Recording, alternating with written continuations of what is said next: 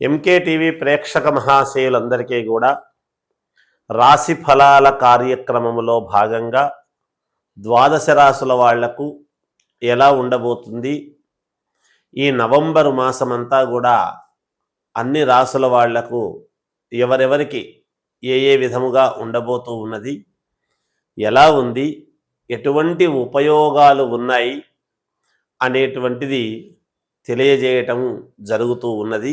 ఈ 12 రాశుల వాళ్లకు ఈ నవంబర్ మాసమంతా కూడా ఒక్కసారి ఎవరెవరు వారి జాతకం ఎలా ఉంటుంది, ఎలా ఉండబోతున్నది, ఎలా నడుచుకుంటే మేలు జరుగుతుంది, అభ్యున్నత పదములో ముందుకు వెళతారు అనేటువంటిది తెలుసుకుంటారు అనేటువంటి భావంతో తెలియజేస్తూ, వృశ్చిక రాశి వారికి ఈ నవంబర్ మాసమంతా కూడా ఎలా ఉంది అంటే చాలా బాగుంది, అనుకూలవంతముగా ఉంది, మీకు యోగవంతమైనటువంటి ఫలితాలు గోచరిస్తున్నాయి అనేటువంటిది చెప్పవచ్చును.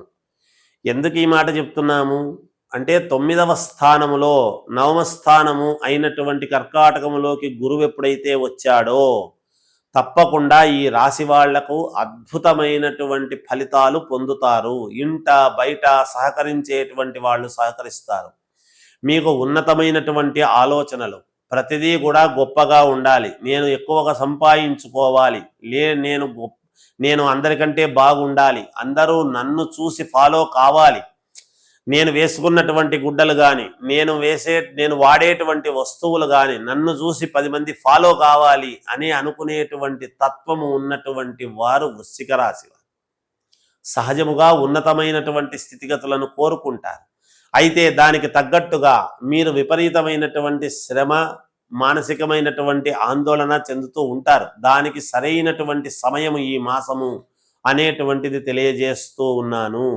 మీకు ఇంట్లో వాళ్ళు సహకరిస్తారు, బయటి వాళ్ళు సహకరిస్తారు, స్నేహితులు సహకరిస్తారు, బంధువులు సహకరిస్తారు, అధికారులు సహకరిస్తారు, అన్ని రకాల వాళ్ళు, దూరం దేశంలో ఉండేటువంటి వాళ్ళు కూడా మీకు సహకారము చేయటానికి సిద్ధముగా ఉన్నారు.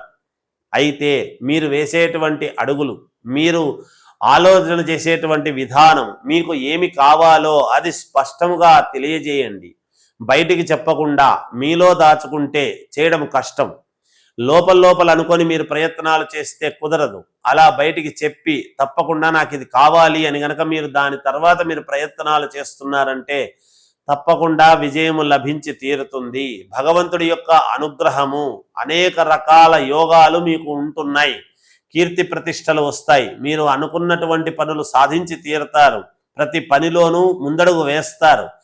అనుకూలవంతమైనటువంటి విధముగా, నలుగురికి పనికొచ్చే విధముగా, మీకు ఉపయోగపడుతూ ఇంకో నలుగురికి ఉపయోగపడేటువంటి విధానముగా నేను చేసుకోవాలి అనేటువంటి తాపత్రయంతో ముందుకు వెళతారు. అందరికంటే బాగుండాలి అనుకునేటువంటి నిర్ణయముతో కొంత వాహనం కొనడము కానీ, లేదా ఇల్లు కొనాలి అనుకోవటము కానీ, లేదా ఇల్లు కట్టించాలి అనుకునేటువంటి విధానము కానీ, బంధువులలో వాళ్ళకంటే నేను గొప్ప అని అనిపించుకోవాలి అనే తాపత్రయంతో చేసేటువంటి పనులకు శ్రీకారము చుట్టినట్టుగా ఈ మాసము చాలా యోగవంతముగా ఉన్నది.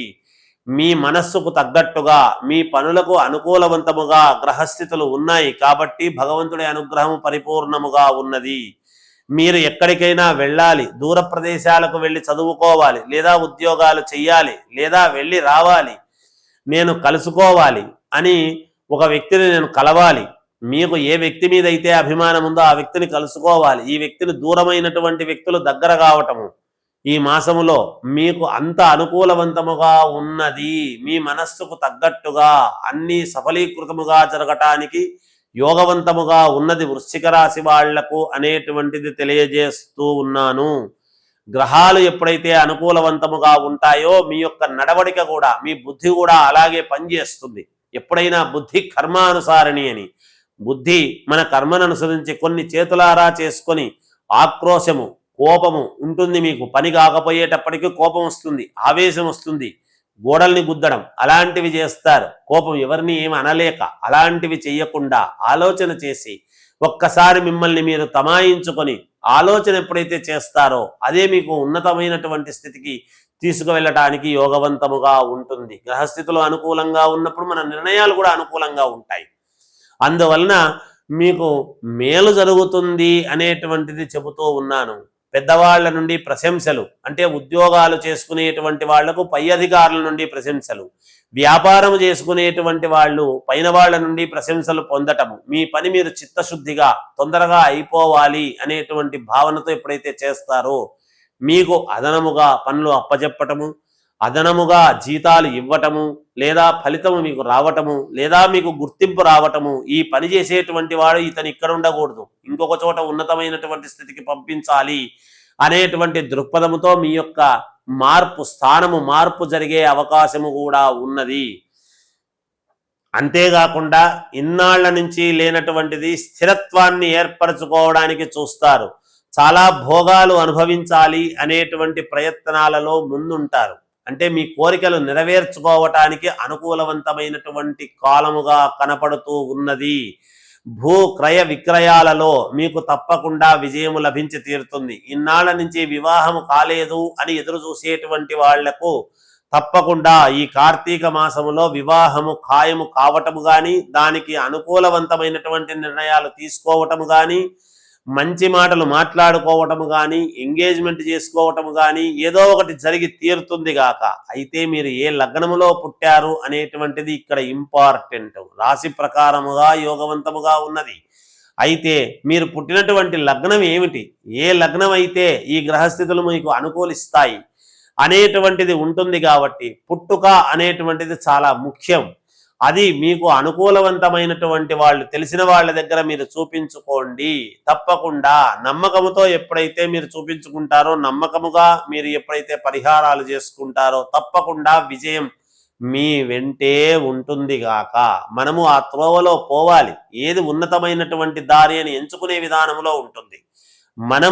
మన కారు బాగుంది, మనము బాగున్నాం, హైవేని ఎంచుకుంటామా, లేకపోతే దగ్గర దారి కదా అనేటువంటి భావనతో బాగులేని దారి ఎంచుకుంటామా అనేది ఒక్కసారి ఆలోచన చేసుకొని మీరు ముందుకు వెళితే మీకే తెలుస్తుంది. సర్వము మీ ముందే ఉంటుంది, అంతా మీ చేతుల్లోనే ఉంది, ఎవరి చేతుల్లోనో లేదు. మీరు కొంచెము బెట్టు వీడి ఇది నేను తెలుసుకోవాలి, ముందుకు వెళ్ళాలి, ఇది చేసుకోవాలి అని ఎప్పుడైతే అనుకుంటారో తప్పకుండా మీకు విజయం లభించి తీరుతుంది.